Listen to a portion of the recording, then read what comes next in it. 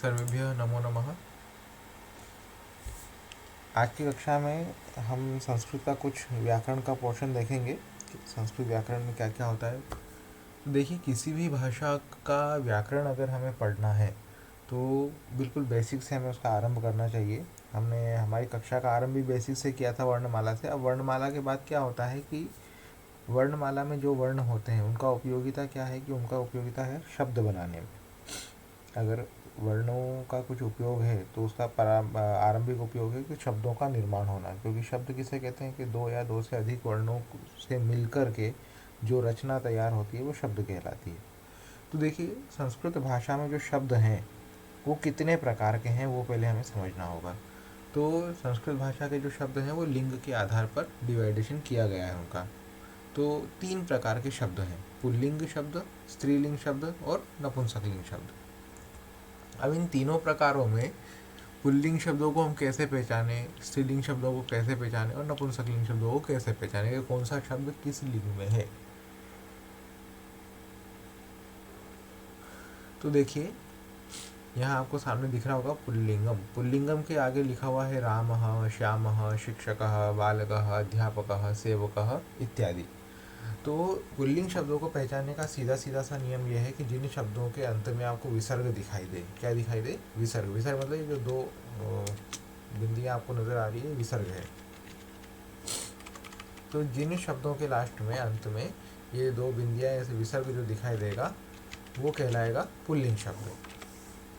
अब दूसरा स्त्रीलिंग शब्द, जैसे सीता, रमा, शिक्षिका, अध्यापिका, छात्रा, बालिका, सेविका इत्यादि। तो स्त्रीलिंग शब्द की खासियत क्या है, कैसे पहचानेंगे कि उसके लास्ट में क्या होगा? आ की मात्रा होगी या फिर बड़ी ई की मात्रा होगी। नीचे देखिए, नर्तकी, नदी, नारी इत्यादि। तो ये जो शब्द हैं, ये शब्द दोनों प्रकार जो है स्त्रीलिंग में आते हैं। पुल्लिंग में एक ही प्रकार है जिसमें विसर्ग होगा अंत में। स्त्रीलिंग में दो प्रकार है कि एक में या तो आ की मात्रा होगी या फिर बड़ी ई की मात्रा होगी।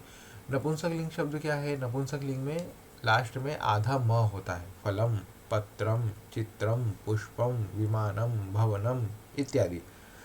तो ये जो चौथा प्रकार है, ठीक है। वैसे तो तीसरा प्रकार है क्योंकि स्त्रीलिंग में दो होगा, इसलिए यहाँ पे चौथा प्रकार है।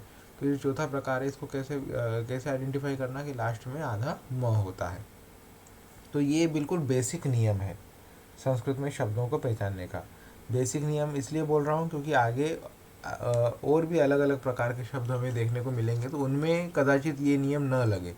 लेकिन जो हमारी अभी आरंभिक स्थिति है संस्कृत पढ़ने की, तो उसमें ये बेसिक नियम हमें जान लेना चाहिए कि जिसमें विसर्ग हो तो पुल्लिंग, आ या ए की मात्रा हो तो स्त्रीलिंग और आधा म हो तो नपुंसकलिंग। नीचे देखिए, ध्यातव्य। ध्यातव्य मतलब ध्यान देने योग्य। अब क्या है ध्यान देने योग्य? कि पुल्लिंगे नपुंसकलिंगे च सर्वे शब्दाः अकारान्ताः। हाँ?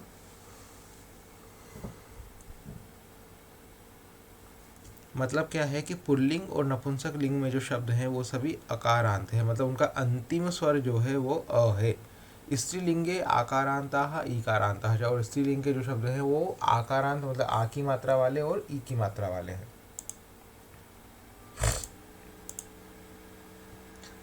अब ये देखिए, वाक्य निर्माणम। अब वाक्य निर्माण कैसे करना?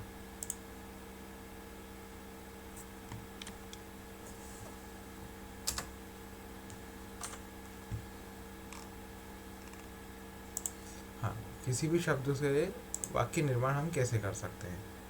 तो देखिए, ये हमारे शब्द हैं, पुल्लिंग के शब्द हैं सह और एषः। इस सह का मतलब होता है दूर और एषः का मतलब होता है समीप। तो जो वस्तु दूर है और अगर वो पुल्लिंग वस्तु है या पुल्लिंग व्यक्ति है तो उसके लिए हम सह का प्रयोग करेंगे, और अगर समीप में है, पास में है, तो उसके लिए एषः का प्रयोग करेंगे। देखिए कैसे, जैसे सह शिक्षकः। अब शिक्षक क्या है? दूर है, इसलिए हमने लगाया सह शिक्षकः।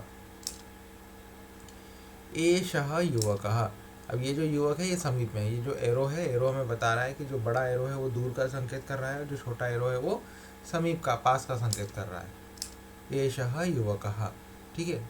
एषः मतलब समीप, सह मतलब दूर। अब हम वाक्य बनाएंगे, सह रामः, एषः रामः, सह कृष्णः। एषः आचार्यः, सह शिष्यः। एषः विद्यालयः, सह पुस्तकालयः।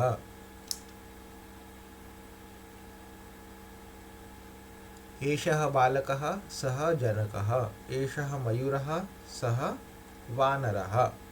ठीक है, तो इस प्रकार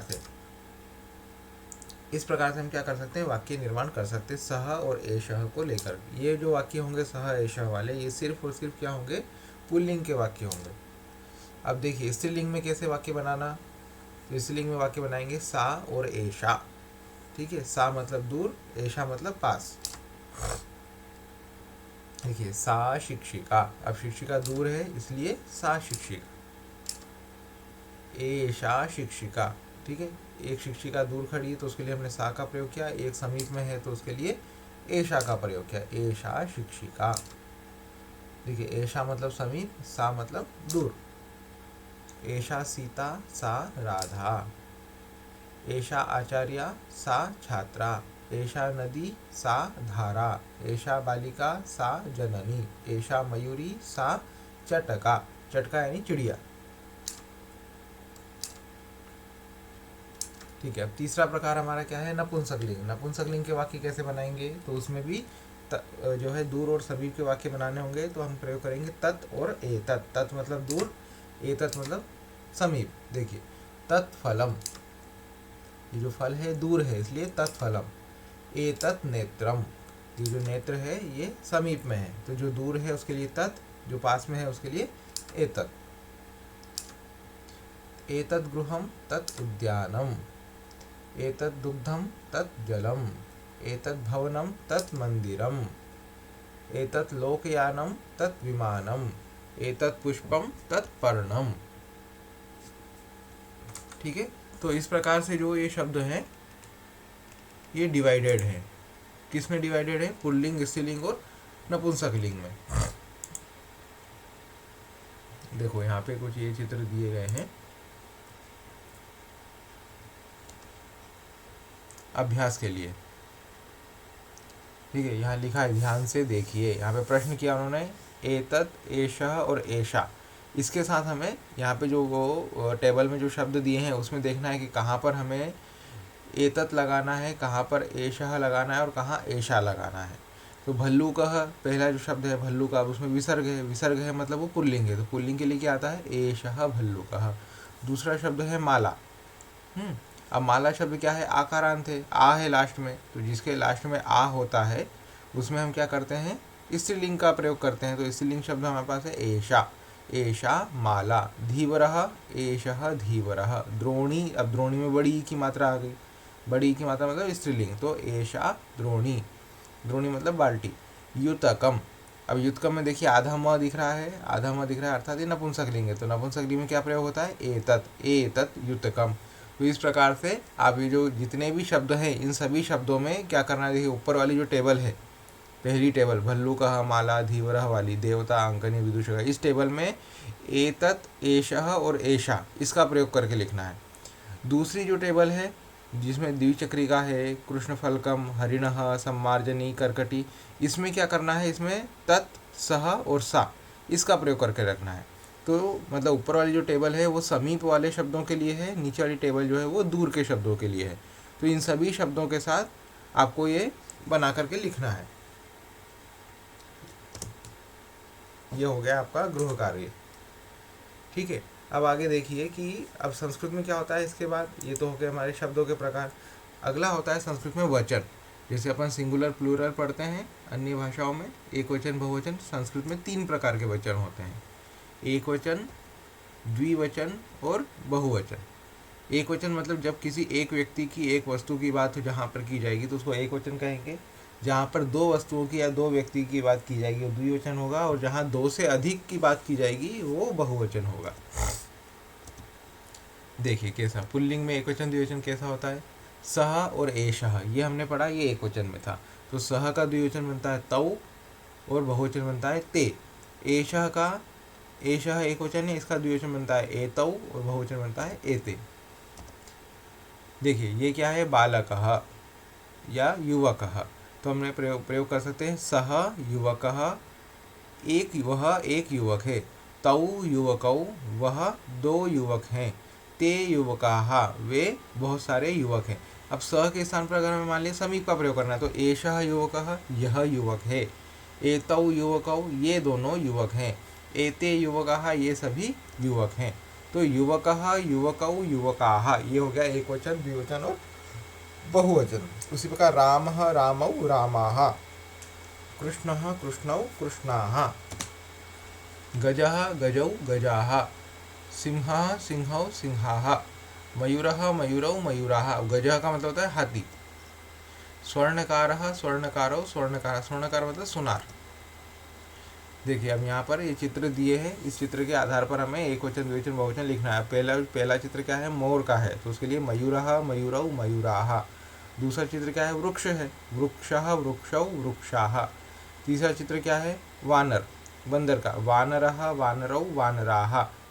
अगला चित्र क्या है, सूर्पः, लिखा है देखिए वहाँ पे सूर्पः, तो सूर्पः सूर्पौ सूर्पाः। इसके बाद बकः, बकः यानी बगुला, बकः बकौ बकाः। भल्लुकः यानी भालू, भल्लुकः भल्लुकौ भल्लुकाः। इस प्रकार से हमें लिखना है ये,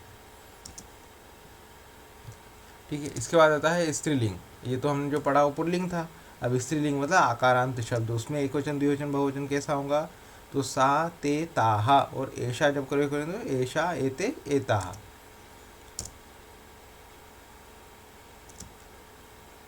बालिका, सा बालिका वह बालिका है, ते बालिके वो दोनों बालिकाएं हैं, ताहा बालिकाः वो सभी बालिकाएं हैं। ये हो गया दूर के लिए। समीप के लिए ऐशा बालिका यह बालिका है, एते बालिके ये दोनों बालिकाएं हैं, और एताः बालिकाः ये सभी बालिकाएं हैं। मतलब बालिका बालिके बालिकाः एक वचन द्विवचन बहुवचन। रमा रमे रमाः, अजा अजय अजाः, अजा यानी बकरी, अग्रजा अग्रजे अग्रजा, अग्रजा यानी बड़ी बहन, शिक्षिका शिक्षिके शिक्षिकाः, परिचारिका परिचारिके परिचारिकाः। ठीक है, आगे देखिए इसमें अभ्यास दिए हुए हैं। पहला जो है उसमें है मक्षिका, मक्षिका द्विवचन मक्षिके बहुवचन मक्षिकाः। उसके बाद है मक्षिका यानी मक्खी। अगला है पिपीलिका यानी चींटी, पिपीलिका पिपीलिके पिपीलिकाः। फिर है छात्रा, छात्रा छात्रे छात्राः, अध्यापिका अध्यापिके अध्यापिकाः, पेटिका पेटिके पेटिकाः, और पत्रिका पत्रिके पत्रिकाः। अब ये तो हो गया हमने स्त्रीलिंग में दो प्रकार के शब्द देखे थे।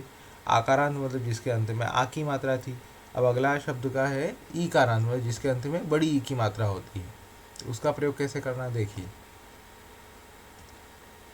यह है युवती, युवती एक वचन, युवत्यौ द्विवचन, युवत्यः बहुवचन। सा युवती ते युवत्यौ ताः युवत्यः, अथवा एषा युवती एते युवत्यौ एताः युवत्यः। अब और ईकारांत शब्द जैसे नर्तकी डांसर, नर्तकी नर्तक्यौ नर्तक्यः, मयूरी मयूर्यौ मयूर्यः, नारी नार्यौ नार्यः, भिक्षुकी भिक्षुक्यौ भिक्षुक्यः, घटी घट्यौ घट्यः। ये उदाहरण के लिए। कर्तरी यानी कैंची, कर्तरी कर्तर्यौ कर्तर्यः, चालनी चालन्यौ चालन्यः, लेखनी लेखन्यौ लेखन्यः, अंकनी अंकन्यौ अंकन्यः, लेखनी यानी पेन, अंकनी यानी पेंसिल। फिर नदी नद्यौ नद्यः। लास्ट आता है हमारा नपुंसकलिंग शब्द। तो नपुंसकलिंग के शब्द क्या हैं, तत् और एतत्। तत् का बनेगा, तत् एक वचन है, एतत् भी एक वचन है। द्विवचन बहुवचन कैसा होगा, तत् ते तानि, और एतत् एते एतानि। अब देखिए क्या है, मंदिरम मंदिर है। एक मंदिर को बोलेंगे मंदिरम, दो मंदिर को बोलेंगे मंदिरे, और बहुत सारे मंदिर जहाँ होंगे उनको बोलेंगे मंदिराणि। एतत् मंदिरम एते मंदिरे एतानि मंदिराणि, तत् मंदिरम ते मंदिरे तानि मंदिराणि। यंत्रम, यंत्र यानी कोई मशीन, यंत्रम यंत्रे यंत्राणि। तिलक जो अपन सर पे लगाते हैं तिलक, वह तिलकम तिलके तिलकानि। विमान यानी हवाई जहाज, विमानम विमाने विमानानि। सूत्र यानी धागा, सूत्रम सूत्रे सूत्राणि। चित्र यानी फोटो, चित्रम चित्रे चित्राणि। मित्र यानी हमारा दोस्त, मित्रम मित्रे मित्राणि। ये हो गए नपुंसकलिंग शब्द। इसके अभ्यास देख लीजिए। पात्र यानी कोई भी बर्तन, किसी भी बर्तन को पात्र बोलते हैं, तो पात्रम पात्रे पात्राणि। नाणकम यानी सिक्का कॉइन, नाणकम नाणके नाणकानि। गृहम यानी घर, गृहम गृहे गृहाणि। नेत्रम आँख, नेत्रम नेत्रे नेत्राणि। कमलम कमले कमलानि, वस्त्रम वस्त्रे वस्त्राणि, वस्त्र यानी कपड़ा।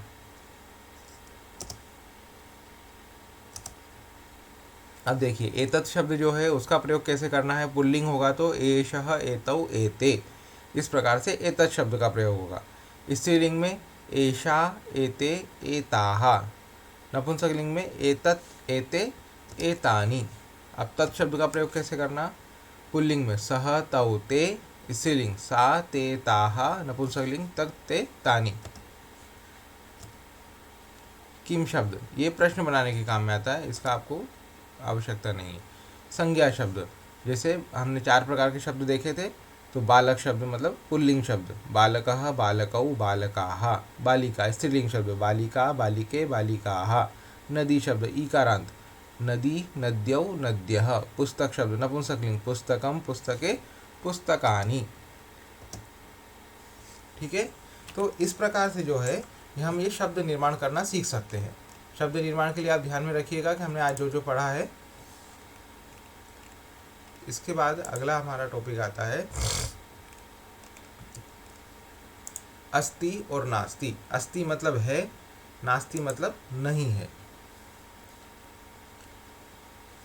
देखिए अस्ति मतलब विद्यमानता, तो जो चीज है उसके लिए हम अस्ति का प्रयोग करते हैं। जैसे पुस्तक है, घर है, छात्र है, विद्यार्थी है, शिक्षक है, तो जो है उसके लिए हम प्रयोग करेंगे अस्ति। और जो नहीं है उसके लिए हम प्रयोग करेंगे कि नास्ति यानी नहीं। अब जैसे अगर मान लीजिए रात्रि हो रही है तो सूर्य नहीं होगा, तो सूर्यः नास्ति, सूर्य नहीं है। अगर दिन है तो चंद्रमा नहीं होगा, इसलिए चंद्रः नास्ति। ठीक है, तो जो है उसके लिए हम प्रयोग करेंगे अस्ति, जो नहीं है उसके लिए प्रयोग करेंगे नास्ति। देखो विद्यमानता नाम अस्तित्वम अथवा सत्ता, जिसकी सत्ता है, जो विद्यमान है, जो दिख रहा है, जो प्रत्यक्ष हो रहा है, जिसको हम देख सकते हैं, अनुभव कर सकते हैं, उसके लिए हम प्रयोग करेंगे अस्ति। अविद्यमानता नाम अस्तित्वाभावः अथवा असत्ताः। ठीक है, तो जो जिसकी विद्यमानता नहीं है अथवा जिसका अस्तित्व नहीं है, अस्तित्व का अभाव है या उसकी सत्ता नहीं है, तो उसके लिए हम प्रयोग करेंगे नास्ति। जो चीज़ नहीं है उसके लिए नास्ति। उदाहरण देखिए, ये क्या है, गिलास है और ये दूध है। अब गिलास के अंदर दूध दिख रहा है क्या हमें, नहीं। चषकः यानी गिलास, चषकः अस्ति किंतु दुग्धम नास्ति। गिलास है लेकिन उसमें दूध नहीं है, इसलिए अस्ति का प्रयोग मतलब है। चषकः अस्ति, गिलास तो है किंतु दुग्धम नास्ति, दूध नहीं है। कूपी अस्ति जलम नास्ति, कूपी यानी बोतल। मान लीजिए किसी के पास बोतल है लेकिन खाली है, तो क्या वाक्य बनेगा, कूपी अस्ति जलम नास्ति।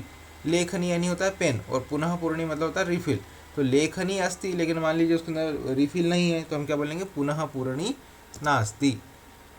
धनस्यूतः अस्ति धनम नास्ति, धनस्यूत यानी पर्स, पर्स है, धनस्यूत है लेकिन धन नहीं है। भोजनम अस्ति बुभुक्षा नास्ति, भोजन है लेकिन भूख नहीं है।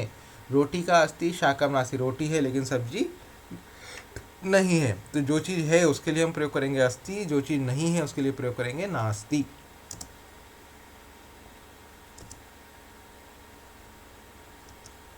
अगला बिंदु देखिए, ये उदाहरण के लिए है, किम एषा कलिका अस्ति, क्या ये कलिका है, न। एषा कलिका नास्ति, नहीं ये कलिका नहीं है, ये क्या है, ये लता है। दूसरा ऑप्शन, किम सा दरवी अस्ति, क्या ये दरवी है, तो नहीं ये दरवी नहीं है, यह चालनी। दरवी का मतलब होता है चम्मच, जो सब्जी निकालने वाली चम्मच होती है ना बड़ी, उसको बोलते हैं दरवी। तो क्या ये दरवी है, बड़ी चम्मच है, नहीं ये दरवी नहीं है, ये क्या है, ये चालनी है, छलनी है। ठीक है, तीसरा क्या है, किम एषा लेखनी अस्ति, क्या ये लेखनी है, तो नहीं एषा लेखनी नास्ति। फिर क्या है ये, एषा अंकनी अस्ति। ठीक है, चौथा, किम सा गृहगोधिका अस्ति, हाँ तो हाँ चिपकली को संस्कृत में गृहगोधिका बोलते हैं, तो आम सा गृहगोधिका अस्ति। ठीक है, इस प्रकार से आगे के सॉल्व करने हैं अपने को। अब ये देखिए एक वचन, अब इसमें अस्ति जो है इसका भी एक वचन द्विवचन बहुवचन। अस्ति यानी है, स्तः यानी जहाँ पर दो चीज़ें होंगी उसके लिए स्तः लगाएंगे, और जहाँ पर बहुत सारी चीज़ें होंगी उसके लिए संति लगाएंगे। जैसे एक शिक्षक है तो शिक्षकः अस्ति, दो शिक्षक हैं तो शिक्षकौ स्तः, बहुत सारे शिक्षक हैं शिक्षकाः सन्ति। एक महिला है तो महिला अस्ति, दो महिलाएं हैं तो महिले स्तः, और बहुत सारी महिलाएं हैं तो महिलाः सन्ति। एक पुस्तक के लिए पुस्तकम अस्ति, दो पुस्तकों के लिए पुस्तके स्तः, और बहुत सारी पुस्तकों के लिए पुस्तकानि सन्ति। उसी प्रकार युवकः युवकौ युवकाः, युवकः अस्ति युवकौ स्तः युवकाः सन्ति। रामः अस्ति रामौ स्तः रामाः सन्ति। कृष्णः अस्ति कृष्णौ स्तः कृष्णाः सन्ति। इस प्रकार से आगे बनाए जा सकते हैं।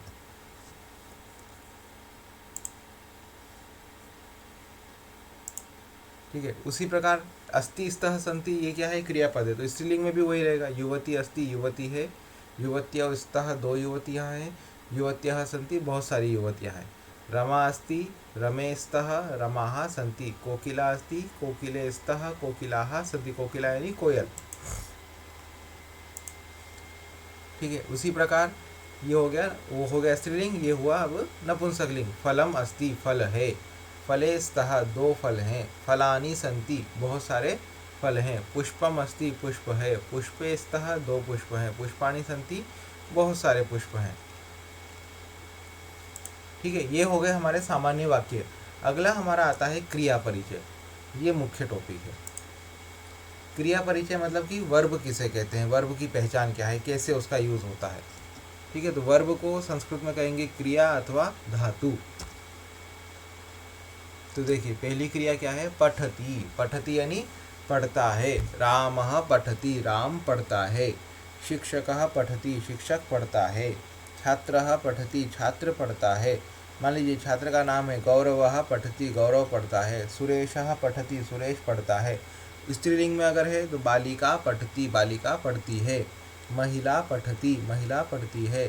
छात्रा पठति, रमा पठति लता पठति। तो इस प्रकार से हम अनेक प्रकार के वाक्य बना सकते हैं। तो पहला हो गया हमारा पठति यानी पढ़ता है। अगला है लिखति। लिखति मतलब लिखता है अथवा लिखती है। छात्रः लिखति शिक्षकः लिखति लेखकः लिखति लेखिका लिखति छात्रा लिखति विद्यार्थिनी लिखति शिक्षिका लिखति महिला लिखति। ठीक है। इस प्रकार पुल्लिंग स्त्रीलिंग दोनों में वाक्य बनेगा। अगला क्रियापद है हमारा हसति। हसति मतलब हंसता है या हंसती है। तो बालकः हसति, युवकः हसति, मित्रं हसति, रामः हसति, सुरेशः हसति। ठीक है। स्त्रीलिंग में देखें जननी हसति। जननी मतलब माता। जननी हसति। अग्रजा हसति। अग्रजा बड़ी बहन। अग्रजा हसति। छोटी बहन अनुजा हसति। महिला हसति। युवती हसति। छात्रा हसति। ठीक है। हसति मतलब हंसता है अथवा हंसती है। अगला आता है क्रीडति। क्रीडति यानी खेलना, खेलता है अथवा खेलती है। छात्रः क्रीडति छात्रा क्रीडति। महिला क्रीडति। युवती क्रीडति। जननी क्रीडति। युवकः क्रीडति। अगला है गायति। गायति यानी गाता है या गाती है। अध्यापकः गीतं गायति। अध्यापक गीत गाता है तो अध्यापकः गायति। युवकः गायति। महिला गायति। गायिका गायति। तो गायति ये जो है ये क्रियापद है। गायति मतलब गाता है या गाती है। अगला आता है खादति। खादति यानी खाता है, भोजन खाना, फल खाना। तो खादति, खादति यानी खाता है। भगिनी खादति। भगिनी का मतलब होता है बहन।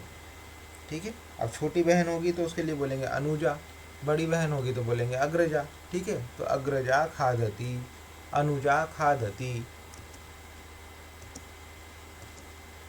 दूसरा है पश्यति। पश्यति मतलब देखता है। युवकः पश्यति। जननी पश्यति।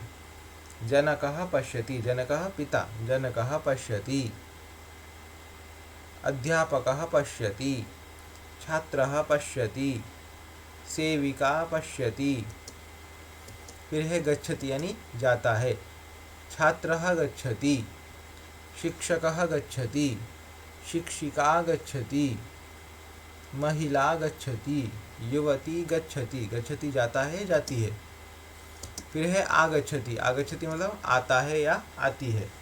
छात्रः आगच्छति। बालकः आगच्छति। बालिका आगच्छति। जननी आगच्छति। अगला है पिबती। पिबती यानी पीता है या पीती है। युवती पिबती, महिला पिबती, पुरुषः पिबती, जनकः पिबती। अगला है क्रियापद नमति। नमति नमन करना, नमस्कार करना। भक्तः नमति, अध्यापकः नमति, छात्रः नमति, आचार्यः नमति। फिर है पचति। पचति यानी पकाता है, भोजन पकाना। जननी पचति, अग्रजा पचति, महिला पचति, युवकः पचति।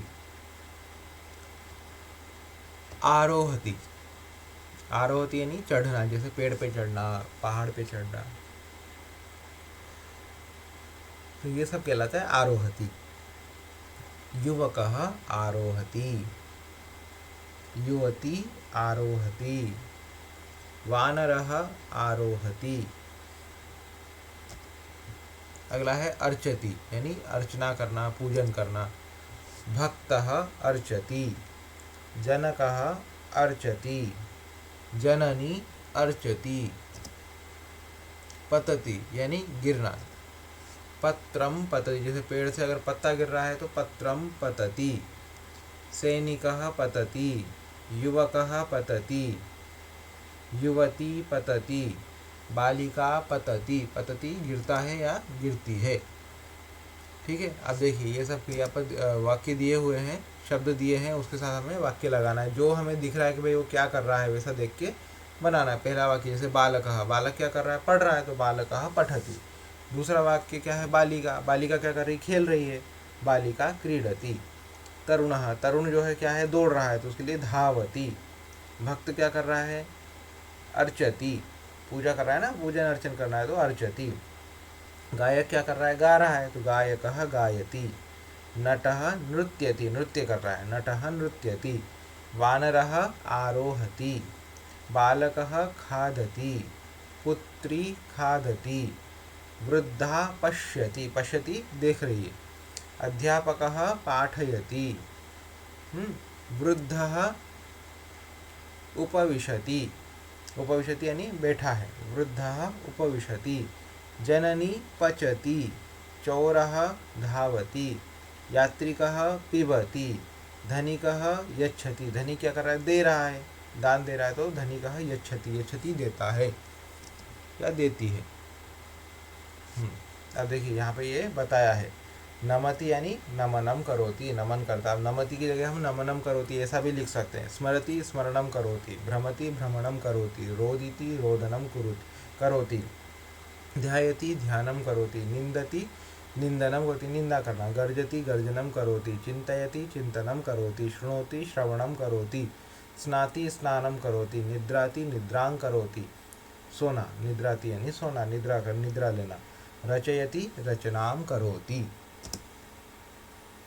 अब ये सब क्या है, करोति के प्रयोग है, करता है।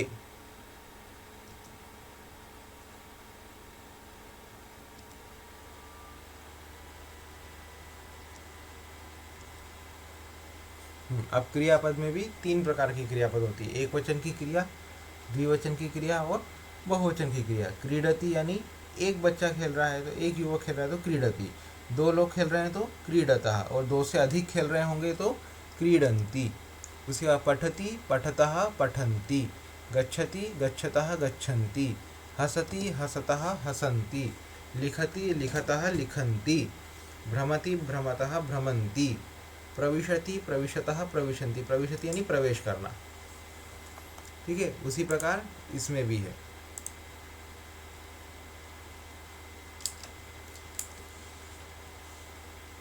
देखिए, गायिका गायति, एक गायिका गा रही है तो गायिका गायति। 2 गायिकाएं हैं, गायिके गायतः। बहुत सारी गायिकाएं हैं, गायिकाः गायन्ति। एक छात्र है तो छात्रः पठति। 2 छात्र हैं, छात्रौ पठतः। बहुत सारे छात्र हैं, छात्राः पठन्ति। एक युवती है तो युवती गच्छति। 2 युवतियां हैं, युवत्यौ गच्छतः। बहुत सारी युवतियां हैं, युवत्यः गच्छन्ति। एक मयूर मयूरः नृत्यति, दो मयूर मयूरौ नृत्यतः, अधिक दो से ज़्यादा मयूराः नृत्यन्ति। लेखकः लिखति, लेखकौ लिखतः, लेखकाः लिखन्ति। महिला भ्रमति, महिले भ्रमतः, महिलाः भ्रमन्ति। जननी प्रविशति, जनन्यौ प्रविशतः, जनन्यः प्रविशन्ति। ठीक है, ये देखिए उसके उदाहरण है। पहला है सिंहः गर्जति, द्विवचन क्या बनेगा? सिंहौ गर्जतः। बहुवचन सिंहाः गर्जन्ति। मृगः धावति, हिरण दौड़ता है। मृगौ धावतः, मृगाः धावन्ति। मूषकः खादति, चूहा खाता है, तो मूषकौ खादतः, मूषकाः खादन्ति। इस प्रकार से क्या करना है? एक वचन, द्विवचन और बहुवचन के सारे सेंटेंस बनाने हैं।